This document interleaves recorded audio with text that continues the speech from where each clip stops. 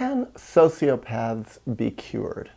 I've heard it said again and again that sociopaths can never heal. They can never be cured. Once they're a sociopath, they're always going to be that way. There's something permanently broken about them. There's something permanently defective about them. To do the horrible things that they've done, to face the world and other people and their relationships the way that they do, they're never going to get better. They're just someone who is permanently evil or defective.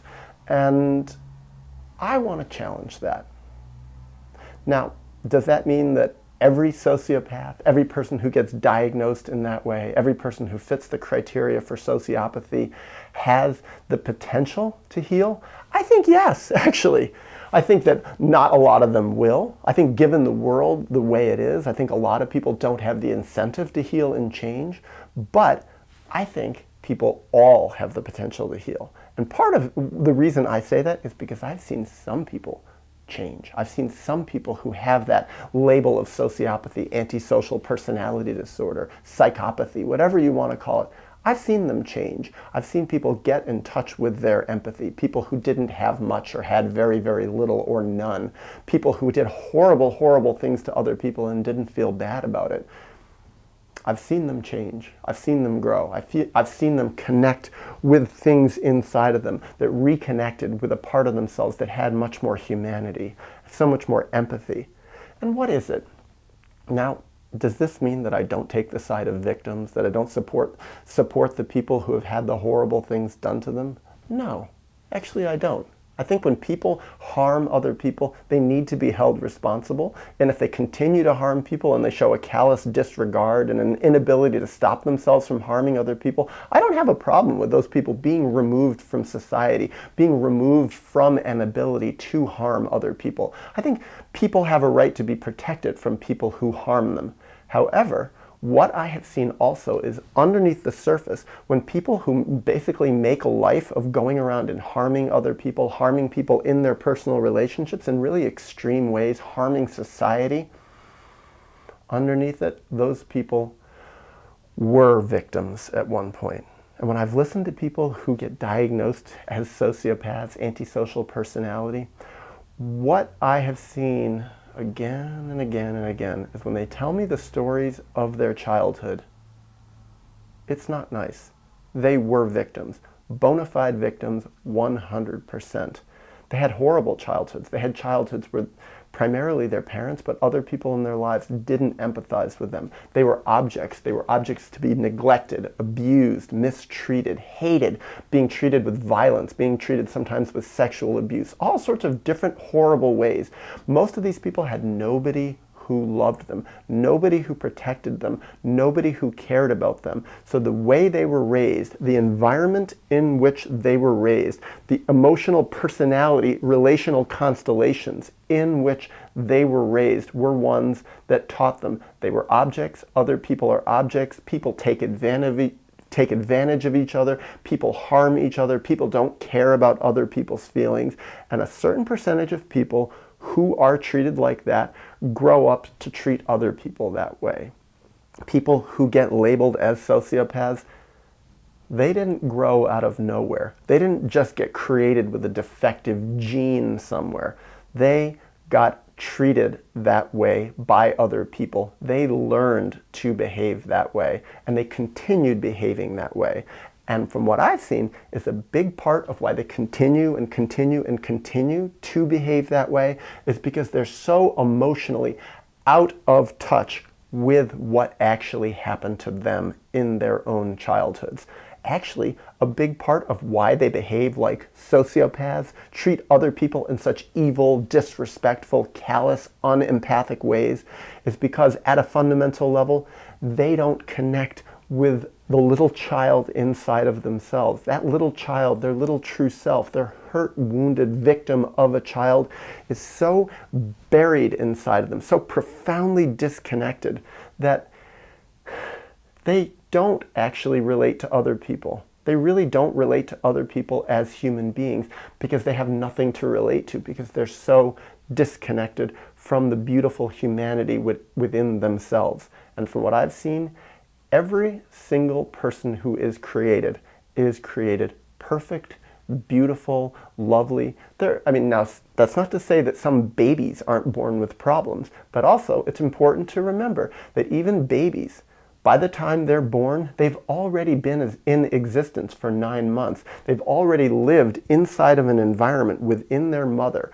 in a physical environment, perhaps with all sorts of different drugs or not drugs or substances, but also their mother's problems, their mother's anxieties, their mother's hopelessness a lot of times, depression, frustration, anger. Sometimes their mothers suffer physical abuse. Sometimes their mothers, while they're pregnant with them, suffer sexual abuse, abandonment, hopelessness, depression, all sorts of problems that pregnant mothers can go through, rejection. This affects their babies. So even by the time their babies are born, they can already be having problems. Physical problems, emotional problems, psychological problems. And as they grow up, well, these problems can get worse. But they're not created evil. Evil is something that is a response to something else earlier in life. When people become evil, they were treated in evil ways.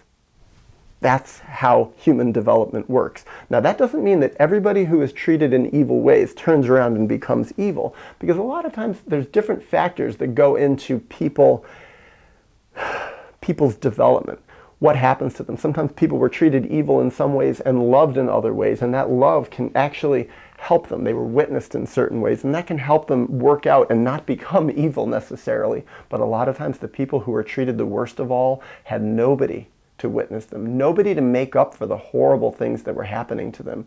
Or sometimes what happens is people's parents have some evil sides and some healthier sides, some more loving sides, and actually some of these can kind of balance each other out a little bit, so people have a chance. Even though they have some strikes against them, they have some other things that actually make up for it. But a lot of times when people really grow up to become the coldest, most calloused, and the most evil, the most harmful in their behaviors, there really wasn't much to balance it out. So, how does someone heal? What is my experience with watching people who get labeled as sociopaths? What is my experience with their healing? Well, why would they come to therapy? I've seen people like that who had that label. I've seen it in their charts when they came to me. They already said, here's my chart, here's my diagnosis. Some of them even know it. I'm diagnosed as a sociopath. I'm diagnosed with antisocial personality disorder. They're not unaware of it. Sometimes they even say, I don't even know why I'm this way. But what I've seen a lot of times is when people come to therapy and they end up with that diagnosis, that label, or they get called sociopaths, they don't come to therapy because of that label. They come to therapy because of other problems. Often they feel really depressed, they feel lonely, they feel isolated, they feel unfulfilled, or they have terrible anxiety sometimes. Sometimes they can have other sort of psychiatric symptoms that bring them. Maybe they can get help with something else. But what I have seen is when people come to therapy and they have that label, the basic way for them to start to heal is to start to connect with the child they were. And a lot of times for me, it's just as simple as me saying, tell me your story, tell me the story of your life. And a lot of times they don't see the relevance of it, or they want to avoid it. They don't want to know their story. And why? Because their personal story is so painful. Many times it's easier for them to inflict pain on someone else and to watch someone else suffer than for them to have to go back and relive in any way the painful suffering that they went through. So from what I've seen, for that reason, when people end up with that sociopath label, it's a long, slow process to slowly be able to look at their story and to slowly begin to integrate it into their life, to slowly begin to have empathy for the little child that they were. And from what I've seen is when people end up with that label, they don't have empathy for themselves. They don't even want to think about themselves having been a little pained child. But what I've seen is when they do, and some people do, sometimes it takes a while, sometimes actually people, it's actually quicker than I would have expected. But when people start to tell their stories, I've seen it with people who are labeled sociopaths, when they start to cry, they can start to really grieve. They can start to get memories back, remember the horrible things that happened to them. And sometimes it's absolutely shocking when I hear things. It's like, how did a 5-year-old live through that? How did a 5-year-old live a life where nobody loved them, nobody cared about them. They were just a pinball in the bowling ball of other people's lives. Other people were knocking them down again and again, attacking them physically, sexually violating them, rejecting them, never sticking up for them. Now, I bounced that against my life. My life wasn't easy as a child. I had a lot of really painful stuff happen. I had traumas happen all over the place. But I also had a lot of positive things going for me. I did have people who loved me in various ways, some people who loved me a lot, and I really feel I credit that with a lot of the good things that happened to me in my life. A lot of the problems I developed later came right out of my traumas, but I had a lot of good things going for me. So when I listened to someone who, when they were a little child, had basically nothing going for them, nobody defending them, nobody caring about them, nobody thinking about what's in their best interest, it's like, it's horrible. And it kind of makes sense why people wouldn't want to remember that. It's like the last thing in the world anyone would want to remember, especially if they look at themselves as an adult and their defense against dealing with the horror of the world is just saying, I'm tough, I'm strong, nothing can hurt me. And yet, I've seen them. People like this, when they come to therapy and they let their guard down and they start to cry and they start to weep and they start to remember the horrible, horrible, painful things that happened to them and remember how they feel and remember how they felt way back then. And they start to recall, oh my God, my mother wasn't a nice person. She was a horrible person. My father was a horrible person. These people were evil. Or maybe I never even had a mother. Or maybe I never even had a father.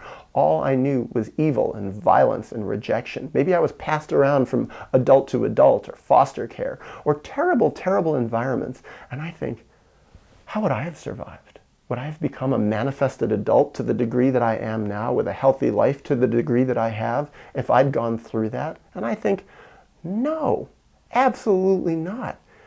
And so when I listen to these people, and I've watched them over time, sometimes over many, many years, reconnect with their feelings, grieve, come in week after week and cry and recall what happened to them and begin to integrate it and have someone, aka me, who sits there and is paid to listen to them and respect them and to say, wait a second, that wasn't right what you went through, that wasn't fair what you went through. Someone who empathizes with the child they were and the child that still is within them, buried but is slowly becoming unburied. What I've seen with these people is they become less evil. It becomes harder for them to harm other people so easily, so unconsciously. What happens is they begin to have empathy with other people. And I've seen it. I've heard them say it. I've heard them say, oh, I was in an environment, normally I would have punched that person out. I would have done some horrible, manipulative, violent thing to this person. And I just looked at them and I thought, oh my God, I couldn't do it. Or maybe for a moment I couldn't do it. Or I remembered how I felt. And they start reflecting in the moment of their horribleness on who they are. And they start thinking, I'm not the way I used to be. I can't be that anymore. And I have seen people change. I've seen people who were diagnosed with antisocial personality disorder, diagnosed sociopaths, who slowly no longer fit the criteria for that. I've seen it. And so when people say, oh, it's impossible for sociopaths to heal, they'll never change, they'll never heal. Well, I think for a lot of people with that diagnosis, with that label, they never do. But that's because they never have a healing environment in which to do it. Now, another thing is, not everyone who's come to me when I was a therapist, not everyone I've met in my life in that healing kind of setting does do that change. Some people defend against it. Some people realize, wait a second, I don't want to go into that. I don't want to feel weak. I don't want to feel vulnerable. I don't want to cry. They get angry at me. Sometimes they feel like I'm manipulating them into trying to feel those feelings. Oh, I get it. You're one of those people who's just going to sit there and get me to cry in front of you. Well, I ain't going to do it. I never went through all that. I was tough. That never hurt me at all. I was never harmed as a kid. I'm not traumatized, etc., etc. And often straight up they quit therapy, or they make it very clear that that's not what they want to discuss. They want to discuss something else. Now, I can't force anyone to try to deal with their traumas. As a therapist, I never forced anyone to do anything. But I could be patient. I could wait. And what I did see sometimes is people who had that label, they could come to therapy for 1, 2, 3 years and never face that stuff. But they could keep coming back. And maybe one day, maybe 1 year down the road, 2 years down the road, 3 years down the road, who knows, maybe in the future, 10 years down the road with a different therapist or in some different environment, they could say, you know, I do want to look at what happened to me. I do want someone to hear my story. I do want someone who can possibly witness me and maybe see that I wasn't a worthless, unimportant, non-existent object of a child. Maybe there is a possibility that I did have some value, and maybe I can cry. Maybe someday I will be ready for it.